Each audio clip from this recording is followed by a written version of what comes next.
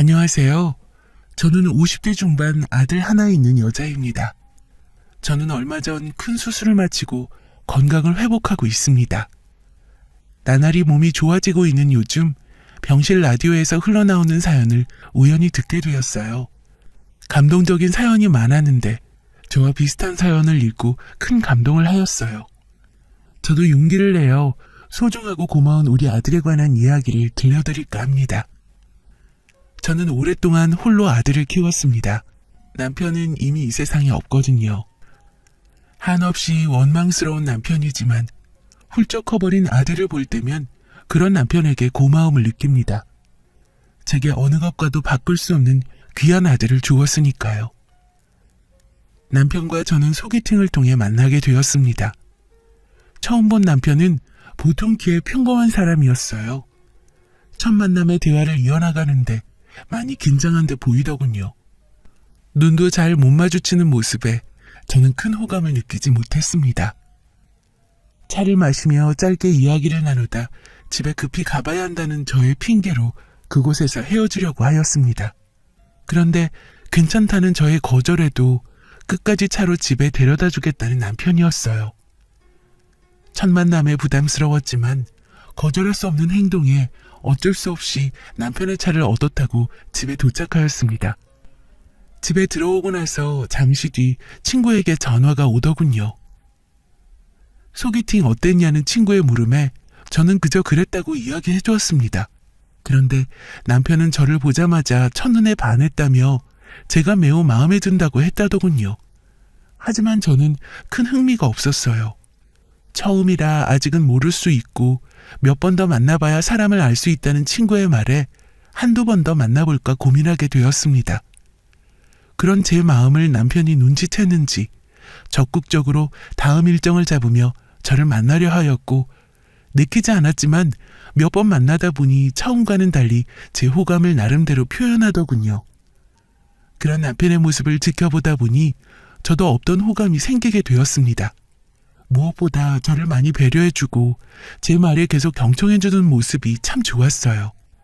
우리는 인연이 아니라 그저 스쳐가는 사람 중 한 명이라고 여겼던 남편은 제 남자친구가 되었고 우리는 3년을 연애했습니다. 연애하는 시간 동안에도 남편은 참 자상했어요. 늘 저에게 맞춰주려 하였고 항상 차로 데리러 오고 데려다주는 등 배려 가득한 모습이 보였습니다. 그렇기에 연애하는 3년 동안 2번의 부딪힘 말고는 남편과 크게 싸운 적도 없는 것 같아요. 제가 잘못한 부분에도 남편이 늘 먼저 사과하고 저를 이해해줬으니 싸울 건더기가 없었던 것 같습니다. 그렇기에 자연스럽게 이 사람과 미래를 생각하게 되더군요. 이렇게 나를 많이 사랑해주고 위해주는 남자라면 평생을 함께해도 되겠다 싶었습니다. 남편은 이미 만난 지 1년 전부터 저와의 미래를 많이 이야기해 주었고요. 그런 남편에게 제가 넘어가게 된 걸지도 모르겠습니다. 남편과 연애하다 보니 결혼 정년기가 되었고 집에서 슬슬 결혼 준비를 해야 하지 않겠냐는 말에 남편과 결혼 이야기를 나누었습니다. 남편은 부모님이 일찍 돌아가시는 바람에 홀로 지냈다고 합니다. 그렇기에 저는 방문할 시댁이 없었고 남편만 우리 부모님께 정식으로 인사를 드리러 왔죠. 다행히 큰 어려움 없이 저희는 결혼 허락을 받았습니다. 식사 자리에서 이야기를 나누다 날씨가 선선한 가을쯤 식을 올리는 것으로 이야기가 되었어요. 그 후로 차근차근 결혼 준비에 나갔고요. 사실상 남편이 제가 원하는 대로 다 맞춰주기만 했던 것 같네요. 서로 형편이 되는 선에서 신혼집을 구했습니다. 정신없이 결혼식 준비하며 지내던 중 어느덧 식을 하루 남겨두고 있었습니다. 결혼식 전날 엄마께서는 제 방에 오셔서 이런 말씀을 해주셨어요. 우리 딸이 언제 이렇게 커서 시집을 가니? 우리 딸은 이제 누군가의 며느리, 아내, 엄마가 되겠지만 잊지 마. 언제까지나 엄마의 소중한 딸이라는 걸. 그러니 결혼하다가 힘들면 얼마든지 엄마한테 기대도 된다는 소리야. 물론 힘든 일이 없으면 좋겠지만 결혼 생활 하다 보면 뜻하지 않은 일이 생기기도 해.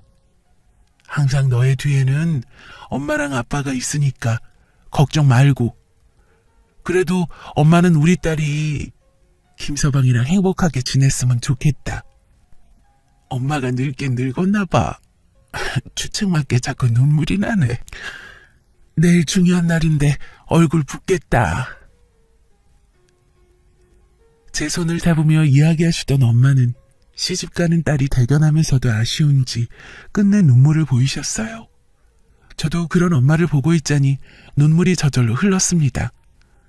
엄마의 말씀처럼 만약 힘든 시기가 온다면 얼마든지 부모님께 기댈 수 있겠지만 저는 남편과의 결혼 생활은 행복한 일로 가득할 거라 확신했습니다. 연애하는 동안 한 번도 저를 실망하게 한 사람이 아니기 때문에 자신만만했던 것 같아요. 부모님 걱정하시지 않게 보란듯이 잘 살아보겠다고 생각했습니다. 그렇게 저는 남편과 결혼하고 예상했듯 행복한 신혼생활을 보냈어요. 사랑하는 남편과 매일 붙어있으니 사랑이 더욱 샘솟는 것 같았습니다. 우리는 서로 자리 잡고 돈도 더 많이 모이면 그때 아이를 천천히 갖자고 했습니다. 그때까지는 서로에게 집중하며 행복한 결혼 생활을 보내자고요. 그렇게 저희는 알콩달콩하게 신혼생활을 보내던 중이었습니다. 남편은 결혼한 지 2년째 되던 해 이직했습니다. 미래를 봤을 때 더 비전 있는 직장으로 옮겨야 한다고 생각한 모양이에요. 저와 결혼도 했고 아이 계획도 있으니 책임감을 많이 느낀 듯 합니다. 이직하는 직장에서는 전에 다니던 회사보다 연봉도 더 높았고 과장으로 승진까지 하게 되었습니다. 그런데 아무래도 직책도 더 높고 월급도 높게 받다 보니 회사 일이 많았어요. 하지만 문제는 남편이 이직한 직장 위치가 통영이라는 점이었습니다. 우리 부부는 서울에 살고 있었는데 남편의 직장이 통영이니 거리가 꽤 있었어요. 그로 인해 우리는 어쩔 수 없이 주말 부부가 되었습니다. 떨어져 지내며 잘 챙겨줄 수 없어서 그런지 홀로 떨어져 지내며 무리하게 일을 하다가 남편의 건강에 무리가 올까 걱정되어 몸에 좋은 곳을 챙겨서 보내주기도 하고 남편이 좋아하는 반찬을 보내주기도 했죠. 남편은 일이 많아 힘들면서도 저에게 고맙다며 따뜻한 말을 건네는 것을 잊지 않았습니다. 그런 남편에게 고맙게 생각하면서도 한편으로는 씁쓸했어요. 왜냐하면 이직 전에는 주말에 외식도 자주 하고 데이트도 했는데 일이 떨어져 지내다 보니 그런 시간을 보내기가 쉽지 않더군요. 평일에 집에 혼자 있는 시간이 많아졌습니다. 평일에는 혼자 있어서 외롭기도 하고 전에 알콩달콩했던 시간이 그리웠지만 저와 앞으로의 아이를 위해 고생하는 남편을 생각하며 애써 괜찮다고 생각하며 넘겼습니다. 하루는 결혼기념일이 다가왔어요. 오늘만큼은 남편과 그동안 못했던 데이트도 하고 외식도 하면서 행복한 시간을 보낼 수 있을 거란 생각에 설렜습니다. 다음날 휴가도 미리 잡아놨기에 남편에게 가려고 생각했습니다. 남편도 오늘이 결혼기념일이라는 것을 알고 제게 연락이 올 거라 생각했어요. 그런데 일하면서 중간중간 핸드폰을 확인하고 남편의 연락을 기다렸지만 전화가 없더군요. 혹시 남편이 일이 많아져서 우리 결혼기념일을 잊은 건 아닌가 싶었어요. 제가 먼저 연락을 해야 하나 고민하던 찰나 그냥 제가 먼저 전화하기로 했습니다. 여보세요? 여보, 나야. 밥 먹었어?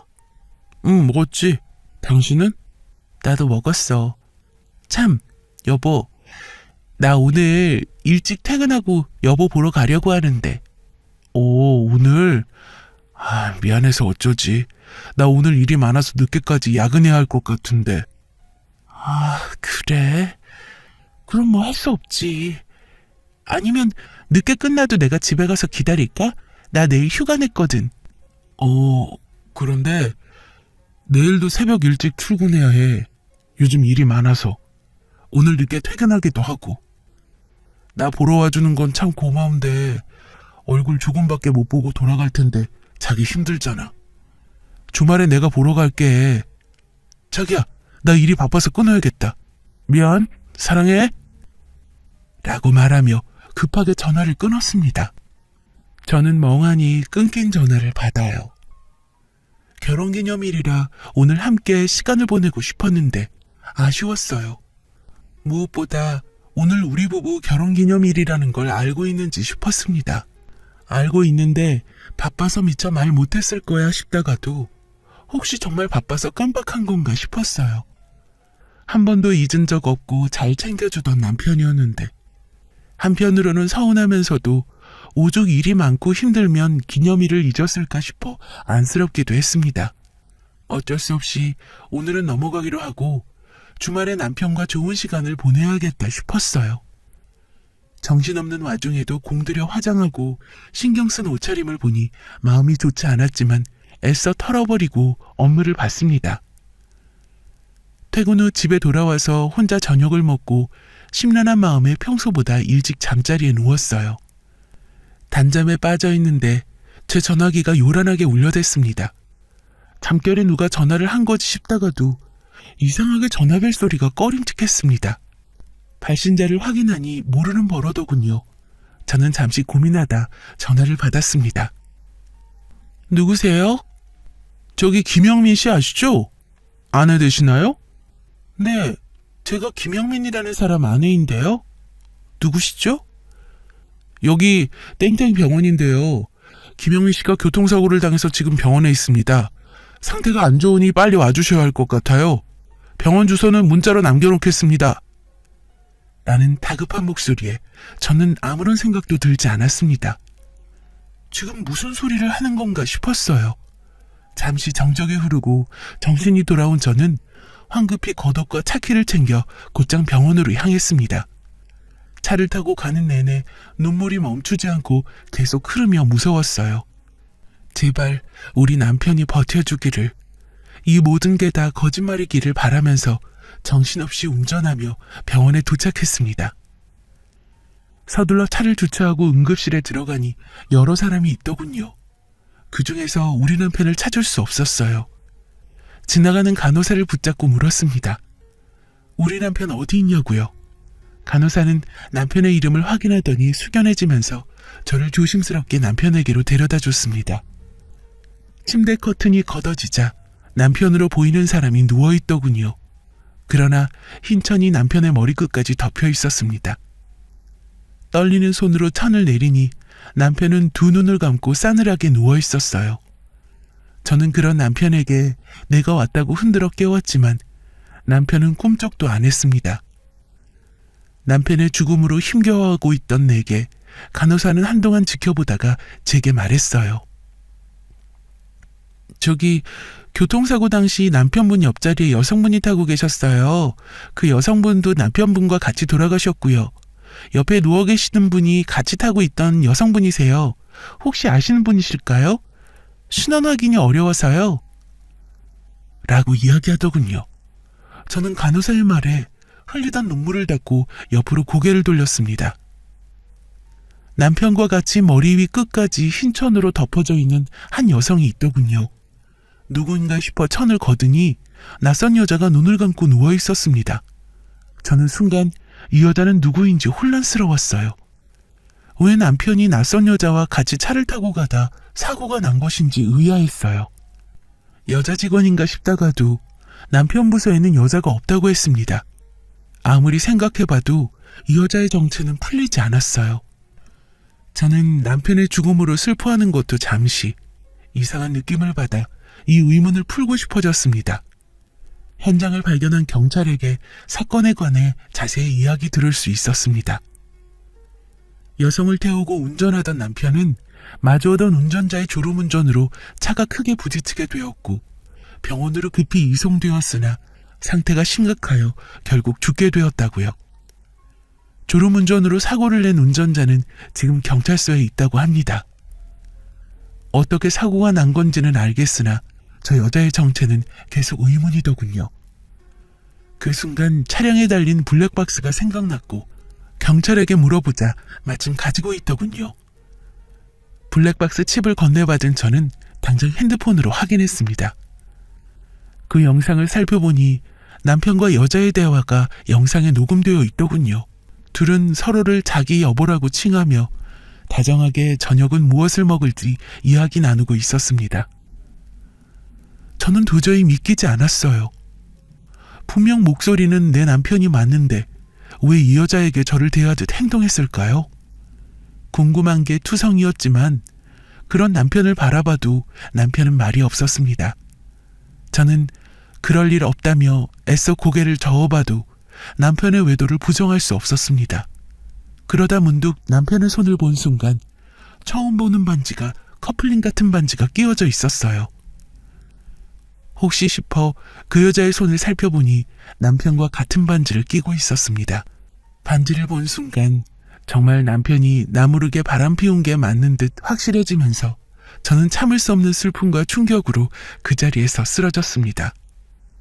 눈을 떠보니 제 앞에 제 손을 꼭 잡으며 울고 계시는 엄마와 그런 저를 가만히 보고 있는 아빠가 보였습니다. 두 분은 소식을 듣고 급하게 오신 듯 했습니다. 제가 정신을 차리자 두 분은 제 이름을 부르며 우셨어요. 저는 잠시 이게 꿈이었으면 싶었습니다. 그러나 현실로 다시 돌아온 저는 남편 생각을 하며 또다시 눈물을 흘렸어요. 그리고 감당할 수 없는 슬픔에 이 사실을 모두 엄마에게 털어놓았습니다. 엄마는 그런 저를 안고 한참을 같이 울어주셨습니다. 그렇지만 마냥 슬픔에 빠져 있을 수는 없었어요. 어쨌거나 저는 남편의 아내이기에 그 사람을 보내줘야 했습니다. 부모님의 도움으로 장례는 순탄하게 준비되었습니다. 장례식은 남편이 이송된 병원에서 진행하기로 했어요. 남편의 장례가 시작되고 종종 상간녀를 살폈는데 상간녀의 보호자는 보이지 않았습니다. 저는 남편의 영정사진이 잘 보이는 곳에 자리 잡고 앉아 멍하니 남편의 사진을 바라보고 있었습니다. 그때 엄마의 목소리가 들렸어요. 누군가를 향해 말씀하셨습니다. 누구시죠? 고개를 돌려보니 웬 할머니 한 분이 어린아기를 안고 서 계셨습니다. 자리에서 일어나 저도 누구인지 여쭤보자 그 할머니는 믿을 수 없는 말씀을 하셨어요. 댁 남편이랑 차 타고 가다 죽은 여자 있죠. 내 딸입니다. 그리고 내가 안고 있는 이 아이가 내 딸의 아들이고요. 네? 아, 네. 안 그래도 차에 타고 있던 분의 정체가 궁금했는데 우리 남편이랑 무슨 사이인지 아시나요? 아직도 몰라요? 생각보다 둔하구먼. 그러니 바람 피우고 애까지 낳은 것도 모르겠지. 지금 뭐라고? 바람 피우고 애까지 낳다니요? 그쪽 남편이 우리 딸이랑 이곳에서 살림 차리며 살았어요. 이렇게 애까지 떡 낳고. 내가 유부남은 안 된다고 그렇게 반대했는데 기어이 같이 살림 차리고 살다 이 사달이 난 거예요. 이렇게 둘이 가버리면 자기들 애는 나보고 어쩌라고. 남편 일은 그쪽도 당황스럽고 슬프겠지만 나도 내 딸을 잃었어요. 그런데 마냥 슬픔에 빠져 있으면 뭐합니까? 하루 벌어 하루 먹고 사는 사람인데 이 아이를 내가 키울 수도 없는 노릇이고요. 난 이 아이 책임 못 져요. 당신 남편 아들이니 그쪽이 알아서 해요. 라고 말하고는 그대로 아이를 두고 호련히 가버렸습니다. 온몸에 힘이 풀리고 그대로 주저앉아 아이의 얼굴을 바라보았어요. 남편의 죽음과 상간녀도 충격인데 남편의 아이까지 있다니요. 이 어마어마한 사실을 받아들이기 매우 힘겨웠습니다. 저와 같은 이야기를 들은 엄마와 아빠도 큰 충격을 받으신 듯 했어요. 장례식장에서 저는 내내 남편을 똑 닮은 아이를 돌보고 있었습니다. 엄마는 그런 제 모습을 보시고는 이 아이를 어쩌면 좋냐고 하시더군요. 저는 그저 그런 아이를 보며 멍하니 있었고요. 엄마는 제게 장례가 끝나면 이 아이를 보육원에 데려다 주자고 하더군요. 저는 별다른 말을 하지 않았습니다. 그런 저를 보고 엄마는 한숨을 쉬셨어요. 장례가 마무리되고 아이를 안고 병원에서 나왔습니다. 엄마는 어서 서둘러 보육원에 들러 아이를 맡기고 오자고 하셨어요. 전 조용히 아이를 안고 아빠의 차에 탔습니다. 보육원으로 가는데 아이의 얼굴을 보니 저를 보고 방긋 웃는 겁니다. 힘든 와중에도 그 모습이 참 예쁘더군요. 저도 모르게 아이의 얼굴에 손을 가져다 댔어요. 그러자 아이는 그 작은 손으로 제 손가락을 잡으며 저와 눈을 맞췄습니다. 그리고 방긋방긋 잘도 웃더군요. 그 순간 아빠의 차는 보육원에 도착했고 차에서 내리라는 엄마의 말에 저는 쉽게 내리지 못했습니다. 이 아이와 시간을 보낸 건 겨우 3일도 안 되는데 이상하게 저를 보며 방긋 웃는 아이가 참 예뻤어요. 남편이 원망스러우면서도 앞으로 부모의 사랑을 받지 못하고 자랄 텐데 아무것도 모르는 이 아이는 무슨 죄가 있을까 싶었어요. 그리고 비록 저를 배신한 남편이라도 아이의 얼굴에서 남편의 모습이 보이니 보기 좋았습니다. 저는 잠시 고민 끝에 부모님께 아이를 데리고 집에 갈 거라고 했습니다. 이 아이를 제가 키우겠다고요. 저희 부모님은 그게 무슨 소리냐며 소리치셨지만 저의 결심은 확고했습니다. 이 아이를 제 자식처럼 생각하고 키우려는 것을요. 부모님의 반대는 심하셨지만 저는 아랑곳하지 않고 아이를 데리고 집으로 돌아왔습니다. 그리고 아이와 함께 지냈어요. 아이를 낳아본 적 없는 초보 엄마인지라 아이를 키우는 것을 공부하면서 먹이고 재우고 씻기며 돌봤습니다. 어찌 보면 이와이와 함께하는 시간을 선택한 게 잘한 일이다 싶었어요. 왜냐면 지금 이 아이가 없었다면 저는 남편의 죽음과 외도로 충격과 슬픔 속에서 지내고 있을 테니까요. 이 아이는 힘든 저를 웃게 해주고 살아갈 삶의 의미를 주었습니다.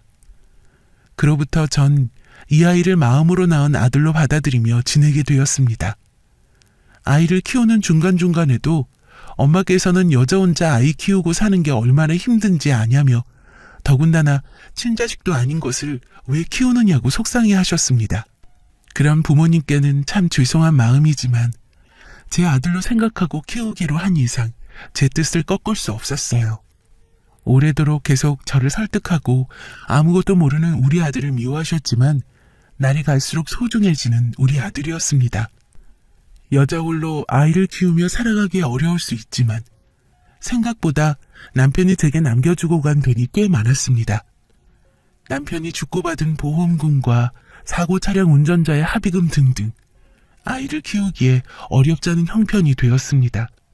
그래도 조금이라도 더 보탬이 되고자 아이가 어린이집에 들어가게 되면서 일을 다시 시작했습니다. 우리 아들은 나날이 쑥쑥 커갔습니다. 어릴 때부터 우리 아들은 얼마나 영특했는지 몰라요. 애교도 많고 참 딸 같은 아들이었습니다. 중고등학교 학창 시절에서 사고 한 번 치지 않고 공부도 상위권에 들 만큼 기특했어요. 전 그런 아들을 사랑으로 키웠습니다. 아들이 5살 때는 왜 자신은 아빠가 없는지 물어본 적이 있었는데 저는 사실대로 말해줬어요.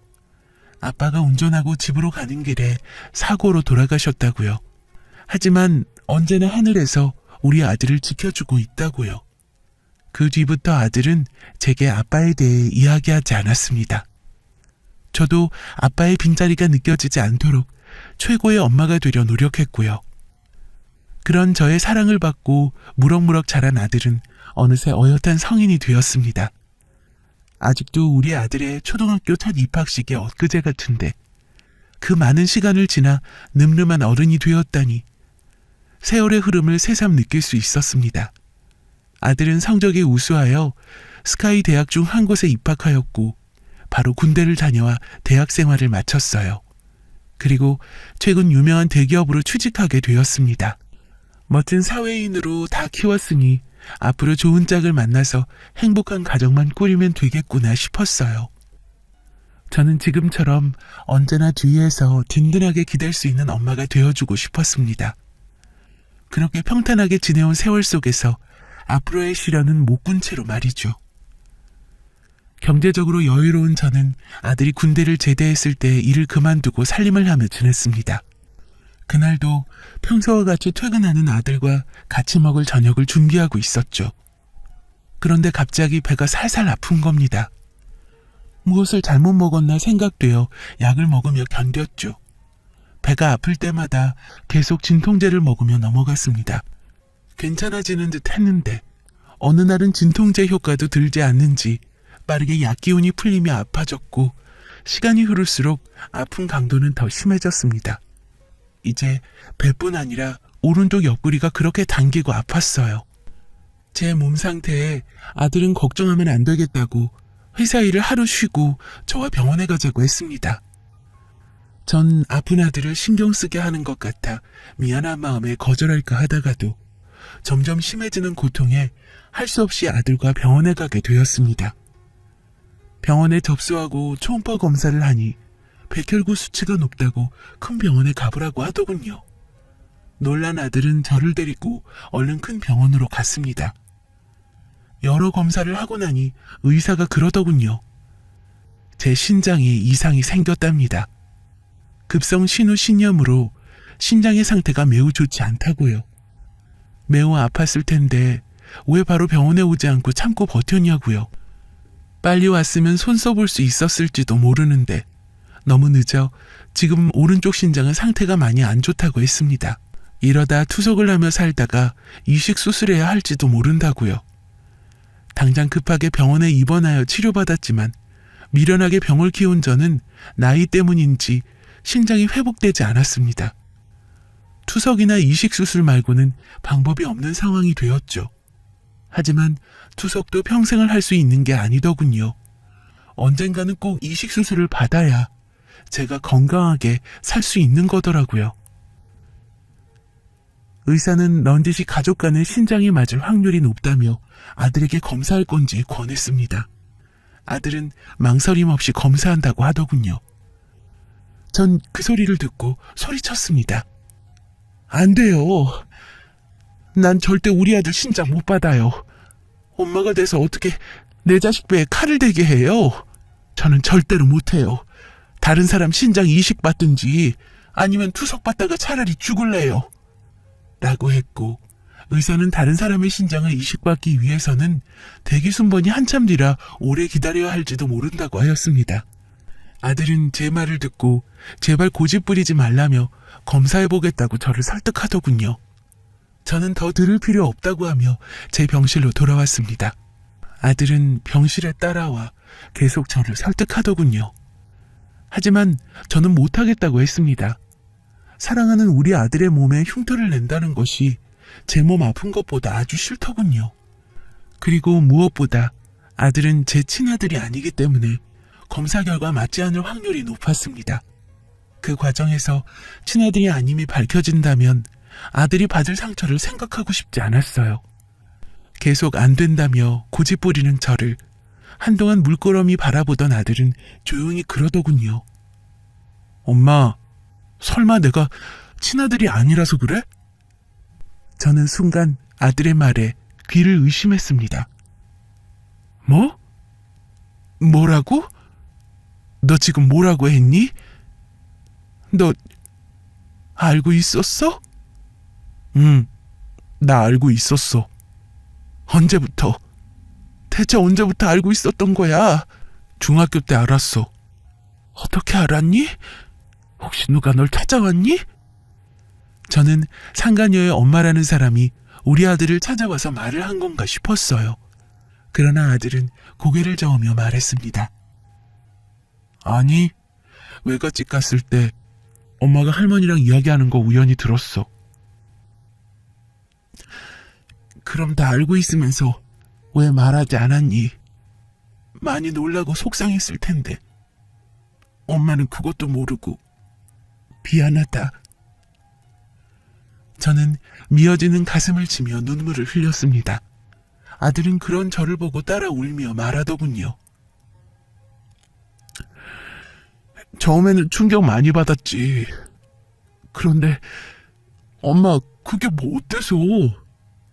누가 뭐라 해도 엄마는 하나뿐인 소중한 내 엄마야. 나도 엄마 아들이고 날 버리지 않고 이렇게 사랑으로 키워줬잖아. 늘 말하고 싶었는데 고마워 엄마.